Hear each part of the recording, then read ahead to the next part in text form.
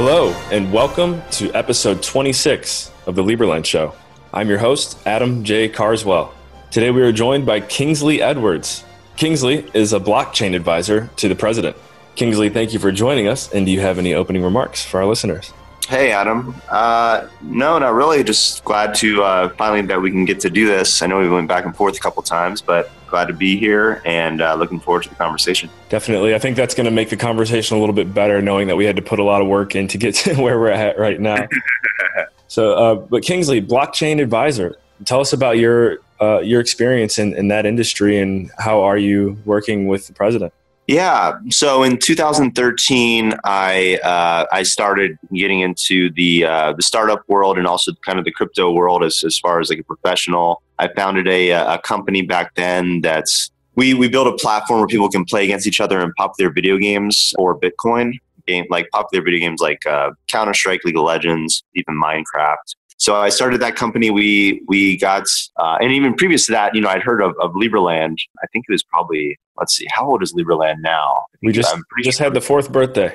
Right. So yeah, it was pretty early on that I heard about Liberland. I've always loved the idea behind it and just everything that it's a new type of move towards some sort of sovereign country that is able to control itself and has complete autonomy. I know right now they're having to kind of still figure quite a few things out, but it seems like every year it progresses forward.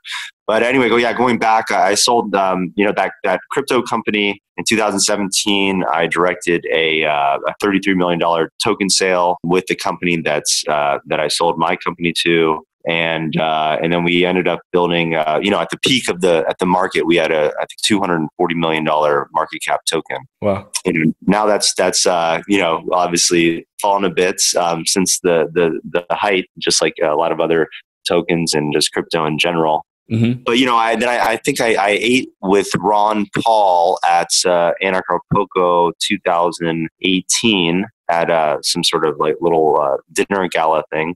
Mm-hmm. And Vit was there. And so I think that was one of the first times where we had kind of any, interaction face to face. And it was great to, have dinner with Ron Paul and Vit, and Joby Weeks was there, and I had my family there all at the table as well. So it was a good time, and Acapulco was always great. But then, from there, I started getting into actually consulting after doing that token sale and helping other companies kind of achieve similar success. So we kind of went back and forth a couple times, and then been talking to Vit here and there for over a year, and now things are starting to, luckily in the crypto market, things are starting to kind of take up a bit. It's making it a little bit more friendly to start doing things in the industry again, as far as attracting investors and building a community and all this type of stuff. So there's definitely a timing component to that. But yeah, so now kind of moving forward and helping in any way that I can in that regard.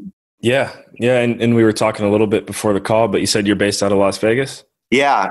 Based in Vegas. Been here on and off the last 20 plus years, born in Florida.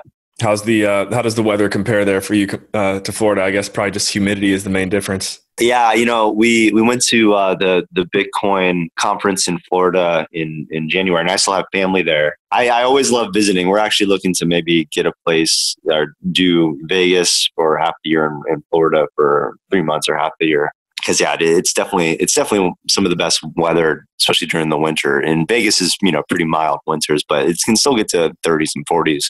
So I'm just kind of a t-shirt and shorts type of guy, and I love the water too. So yeah, Vegas, and Vegas is kind of interesting. We have a pretty decent little crypto crew here with different companies. Last year we shared office space with Host Show, which does smart contract auditing. We had Pink Sky Capital, which is like a boutique hedge fund focused on crypto. We had a bunch of other companies, about 6 or 7 other companies that were involved in that office space in Summerlin. Unfortunately, that kind of disbanded, but late last year. But I know a lot of those people, and I also run the Las Vegas Bitcoin meetup. So I run the biggest and kind of oldest meetup for Vegas. So we have over, I think, 750 members, which is pretty decent for Vegas because it's not huge city, but decent size.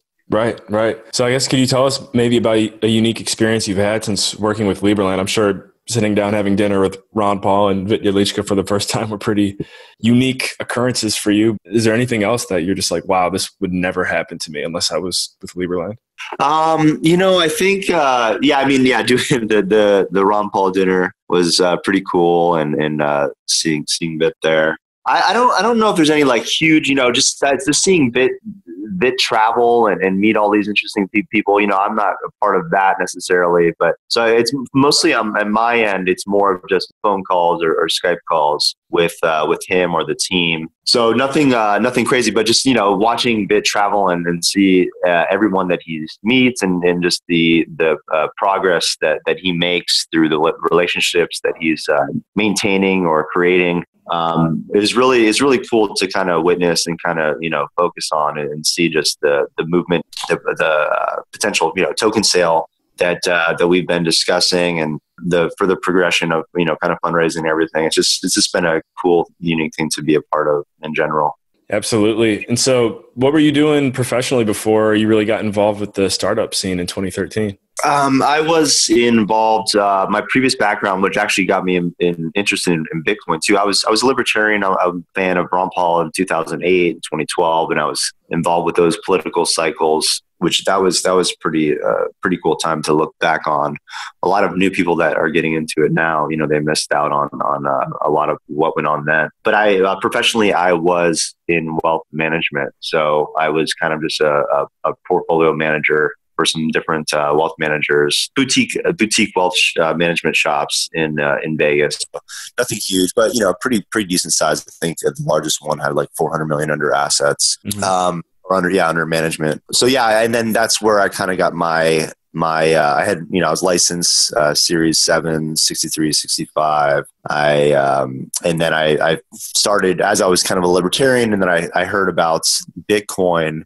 I think probably maybe the first time I heard about it was like in the Ron Paul forums or something like that. And it was, I think it was either before or right after the big run up from like $2 to, or it was actually less than $1 to like over $20. And then it went back down. And that's where I was like, oh, I thought at the time, no one really taught me any differently, and also I didn't do enough research myself. That's when I was like, oh, this little internet money that these people are trying to, I thought it was just basic fiat, that they were trying to create failed because it shot up and then went down significantly. So it's probably a dead project.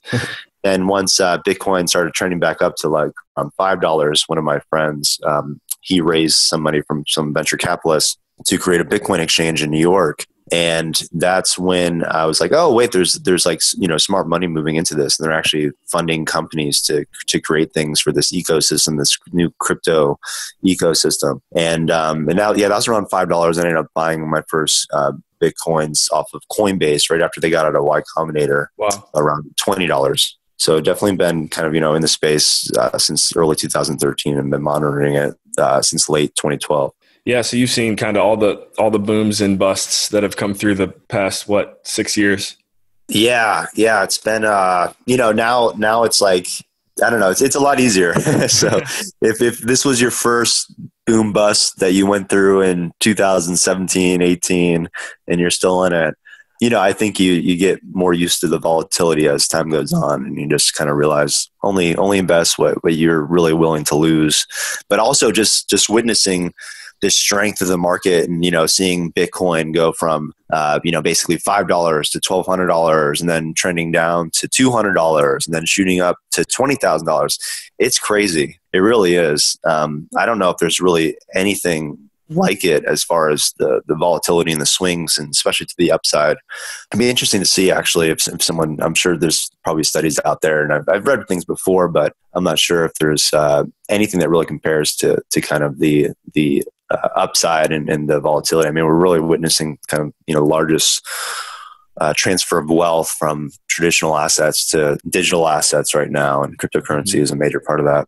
Yeah. And what are some things, maybe some characteristics that you think with the creation of the Liberland merit, what are some things that in your opinion need to happen or be created for it to be successful and continue to be successful? Yeah, well, I think that's, a big part of what VID does is, there's a big PR push. And I think it's kind of happening, it seems like naturally, where kind of this libertarian kind of anarchist type of philosophy, and even more like conservative thought, they even say like Generation Z or something like one of those generations. They always confuse me, but they, it's the most kind of conservative, more libertarian generation out there. And I think that's kind of a backlash, from different generations kind of fighting against the previous generation and questioning how those things were done. And there's no doubt, in my mind, and I think in everyone's mind really, that there's a lot of things that are messed up right now. So there's something that needs to happen. I mean, from a monetary policy viewpoint, economics,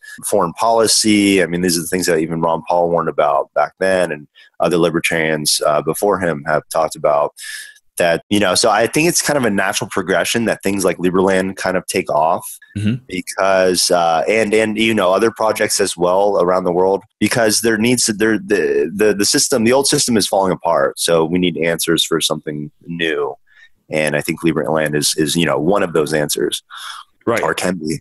Right. Yeah. There's a need or a demand for what Liberland is building and what the nation is about.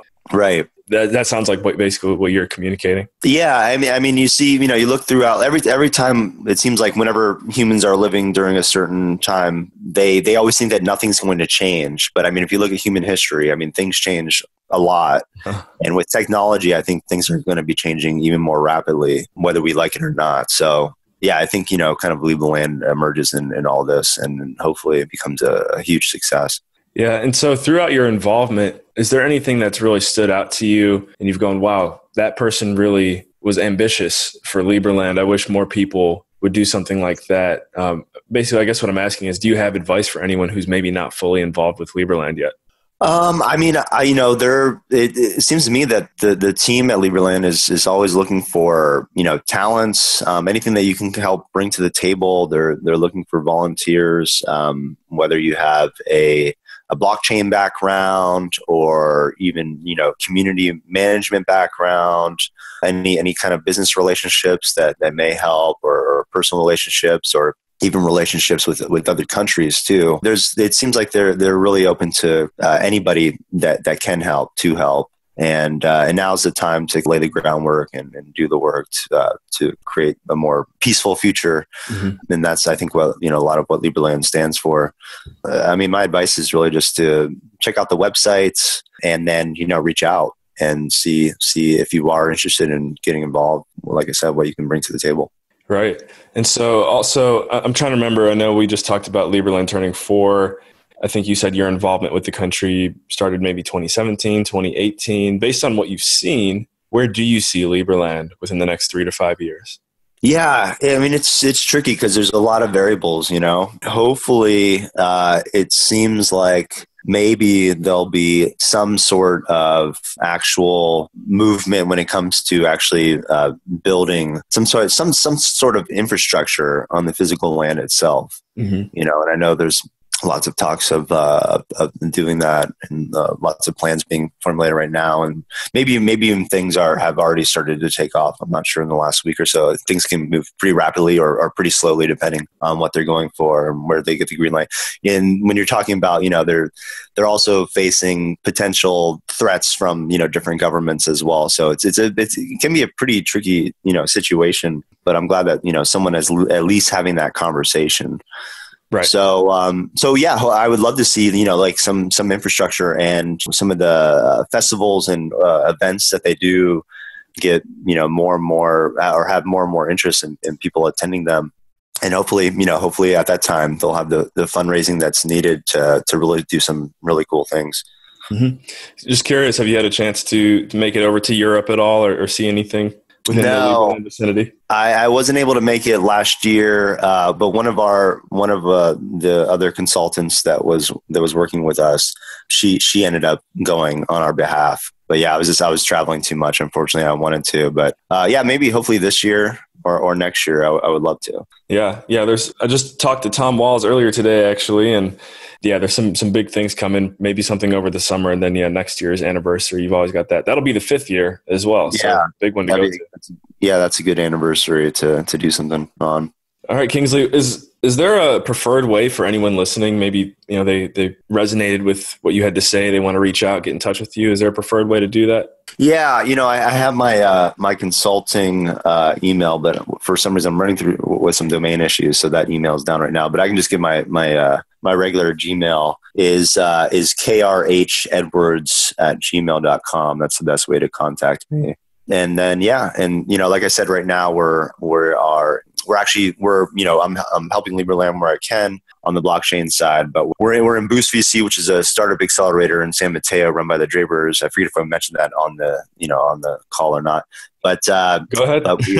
But we're actually building a social network with like crypto being built throughout it. So people will be able to, kind of similar like to Patreon, you'll be able to subscribe to people. You'll be able to move Bitcoin throughout the platform. There'll be like videos on demand that you can pay for. And if you're a content creator, you'll be able to monetize your content. And it's just a big fight towards what's happening on the, online really, with all the social media and the censorship going on right now. It's just crazy. We have lots of relationships and people that we know that have been deplatformed or demonetized on the various other platforms and, Facebook, Twitter, YouTube. So we're trying to create a competitor to that, and some place more friendly where people know that either their income's not going to get, and they won't feel like they're next on the chopping block if they haven't already been affected by what's going on, because it seems like it's just getting kind of worse and worse. Right. So that's kind of what I'm focused on with my team right now, but also open to helping other projects if I can. Yeah, definitely. And I like the concept of what you're working on. So you'll have to keep me updated. And hey, if you need any beta testers, don't forget about me. Okay. Yeah, absolutely. Yeah, we're almost there. So it'd be great to have you. Cool. All right, guys. Well, this has been episode 26 of the Liberland Show. I'm your host, Adam J. Carswell. And today we were joined by Kingsley Edwards, a blockchain advisor to the president. Kingsley, thanks for joining us. All right. Thanks for having me.